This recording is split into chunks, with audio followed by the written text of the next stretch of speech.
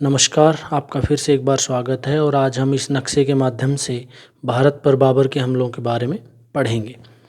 देखिए, बाबर जो था वो अपने आप को तैमूर का वंशज मानता था।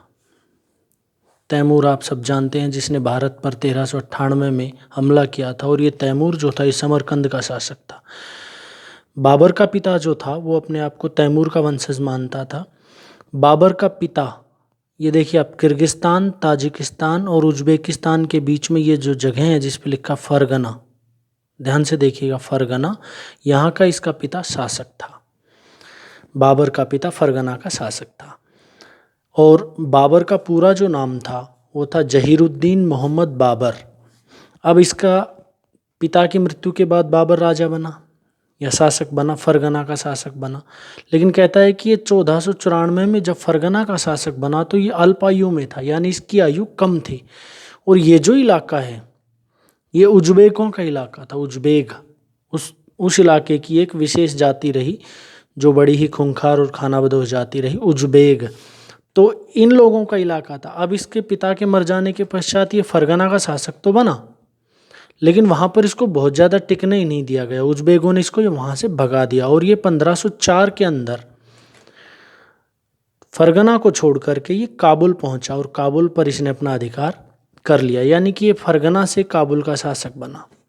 इसका पिता फरगने का शासक था और उसके बाद ये काबुल का शासक बन गया। अब मैं भारत के नक्शे के माध्यम से आपको समझाता हूँ। देखिए,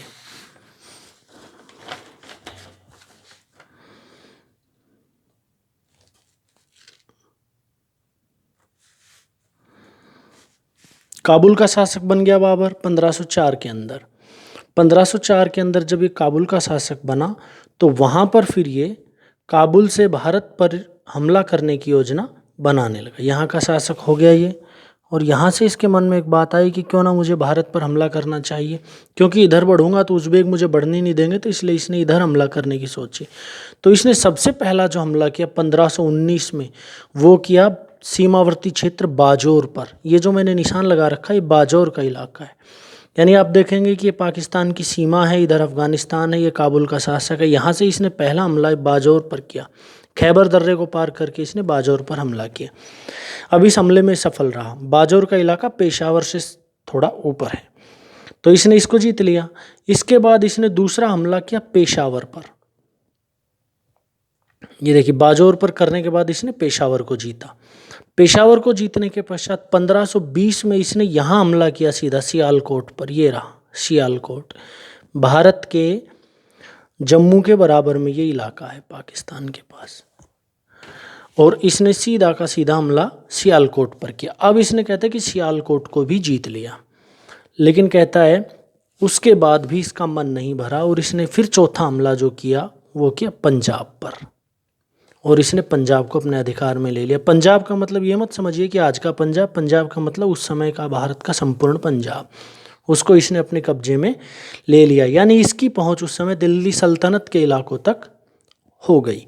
ये इसके 4 हमले थे, छोटे हमले जिनको हम कहेंगे। बड़े हमलों का हमने जिक्र नहीं किया है। सबसे पहले इसने बाजौर पर किया, बाजौर को जीता। बाजौर जीतने के बाद इसने दूसरा हमला पेशावर पर किया, तीसरा हमला इसने सियालकोट पर किया, और चौथा हमला इसने पंजाब पर किया। ये इसके 4 हमले थे जिसने इसके लिए आसानी की राह बनाई।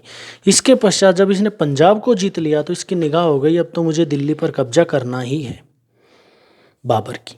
तो इसने फिर उसके पश्चात दिल्ली पर इसका सबसे महत्वपूर्ण हमला जो पहला हुआ, भारतीय उपमहाद्वीप पर इसका सबसे प्रमुख और पहला हमला था, वो था दिल्ली पर। दिल्ली पर उस समय जो शासक था उसका नाम था इब्राहिम लोधी, और ये दिल्ली का जो शासक था इब्राहिम लोधी, ये बड़ा अप्रिय शासक था। यानी लोग इसे पसंद नहीं करते थे, जनता नहीं चाहती थी कि वो दिल्ली का राजा रहे, इसलिए लोगों ने उसकी बहुत ज़्यादा मदद नहीं की। बड़ा अप्रिय शासक था।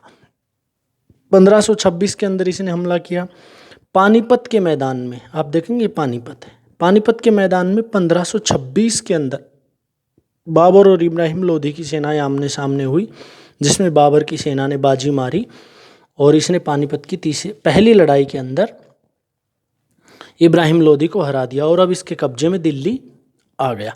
दिल्ली जब इसके कब्जे में आया तो क्योंकि तृष्णा बहुत बड़ी चीज़ है, तो अब इसकी निगाह राजपूताना की ओर हो गई।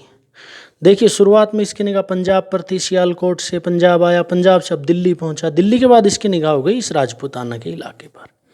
यहाँ राजपूतों का शासन था, मेवाड़ के राणा सांगा का शासन था। तो इसने उसके बाद मेवाड़ के राणा सांगा पर हमला किया। 1527 का सन था जब इसने 1527 ईस्वी में मेवाड़ के राणा सांगा पर हमला किया। कहते हैं कि जब ये हमला करने जा रहा था तो राजपूतों का जो इतिहास था वो इसके सैनिकों को थोड़ा थोड़ा पता लगा कि राजपूत जो है ना बड़े वीर हैं, डरते नहीं हैं। तो इससे इसके सैनिकों में घबराहट फैल गई। लेकिन अब बाबर ये जानता था कि सेना यदि घबरा गई तो फिर युद्ध कैसे जीतेंगे। तो इसने अपनी सेना का मनोबल बढ़ाने के लिए कहते हैं कि मदिरा के प्याले तोड़े और जिहाद का सहारा लिया। इन दोनों माध्यमों से इसने अपनी सेनाओं का मनोबल बढ़ाया और फिर खानवा के स्थान पर इसका सामना राणा सांगा से हुआ। कहता है कि राणा सांगा की हालांकि इस युद्ध में हार हुई, लेकिन कहता है कि राजपूतों ने इस युद्ध को हारने से पहले बाबर की सेना को बहुत भारी नुकसान पहुंचाया। और इसके बाद 1526 में दिल्ली जीता, फिर 1527 में इसने राजपूताना को अपने कब्जे में ले लिया। अब कहता है कि जब इसने 1526 के अंदर दिल्ली पर हमला किया तो इब्राहिम लोधी का भाई था महमूद लोधी, वो भाग गया था उसको छोड़ करके पूर्व की ओर।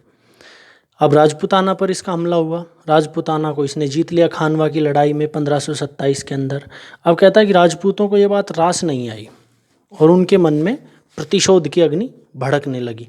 तो ये सारे के सारे राजपूत 1528 के अंदर, 1527 में क्योंकि ये हारे खानवा की लड़ाई, तो 1528 के अंदर सारे के सारे राजपूत दोबारा से एकत्रित होने लगे कि हमें अपने लिए गए हारे गए युद्ध के प्रतिशोध का बदला लेना है, तो हमें बाबर को हराना है। अब बाबर को इस बात की खबर लग गई कि राजपूत दोबारा से इकट्ठे हो रहे हैं। तो अब की बार राजपूतों का नेतृत्व करने वाला जो व्यक्ति था उसका नाम था मेदिनी राय खंगार। उसने इनको इकट्ठा किया और नेतृत्व के लिए तैयार रहा और इनकी ताकत को बढ़ाने लगा। अब बाबर ने फिर इसके पश्चात मेदिनी राय खंगार से बातचीत करनी चाहिए, समझौता करना चाहा और उसने कहा कि मेदिनी राय खंगार को उसने समझौते के लिए एक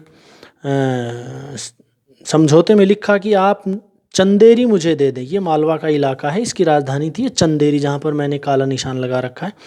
ये राजस्थान का बांसवाड़ा शहर और मध्य प्रदेश की जो सीमा पर है ना दहोड़, इन दोनों के बीच में है चंदेरी, ये मालवा का इलाका है। इसने कहा कि आप मुझे चंदेरी दे दो, बदले में मैं आपको उत्तर प्रदेश में शमशाबाद दे दूंगा। लेकिन मेदिनी राय ने कहा कि नहीं, चंदेरी हम छोड़ नहीं सकते, हमें शमशाबाद नहीं चाहिए। इससे बाबर को बड़ा गुस्सा आया और उसने इस किले पर हमला किया और कहता है कि इस युद्ध में ये जो राजपूत थे बड़ी वीरता के साथ लड़े, लेकिन अंत में इस चंदेरी के स्थान पर इनका युद्ध हुआ और ये वीरता के साथ लड़े, लेकिन अंत में इस युद्ध में बाबर की विजय हुई। अब ये 1528 की बात है। अब 1529 पे चलते हैं। अब जैसे चंदेरी का युद्ध बाबर ने जीता तो उसको पता लगा कि जो इब्राहिम लोधी का भाई था जो पूर्व की ओर भागा था, वो बंगाल के शासक से मदद ले रहा है, उसने बंगाल में शरण ले रखी है और अब उसकी सेनाएं धीरे धीरे घाघरा नदी तक आ चुकी हैं, यानी कि वो पुनः दिल्ली पर कब्जा करना चाहता है महमूद लोधी जो इब्राहिम लोधी का भाई था। अब बाबर ने सीधा चंदेरी से अपनी सेनाओं को आगरा के लिए रवाना कर दिया और इस तरह से ये जो उत्तर प्रदेश में घाघरा नदी है इसके किनारे पर युद्ध हुआ। तो इस युद्ध के अंदर यानी बाबर की सेना यानी मुगलों की सेना और अफ़गान थे ये लोग, अफ़गानों की सेना यानी महमूद लोधी और जो बंगाल का शासक था, इन अफ़गानों की सेनाओं का और इधर बाबर की सेनाओं का घाघरा नदी के किनारे पर भयानक युद्ध हुआ। इस युद्ध को घाघरा के युद्ध के नाम से जाना जाता है और 1529 में इस युद्ध में भी बाबर ने अफ़गानों को हरा दिया और इसका कुल परिणाम जो आया वो ये आया कि आज 1526, 27, 28 और 29, 1526 में दिल्ली, 1527 में खानवा की लड़ाई, 1528 में चंदेरी,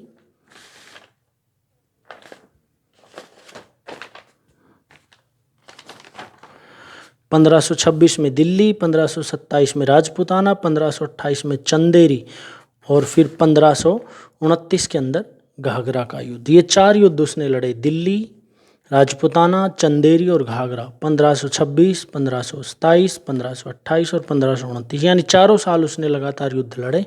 और अब इसका परिणाम यह आया था कि दिल्ली से लेकर राजपूताना, मालवा का इलाका और इस तरह से बंगाल तक बाबर का राज्य फैल गया था।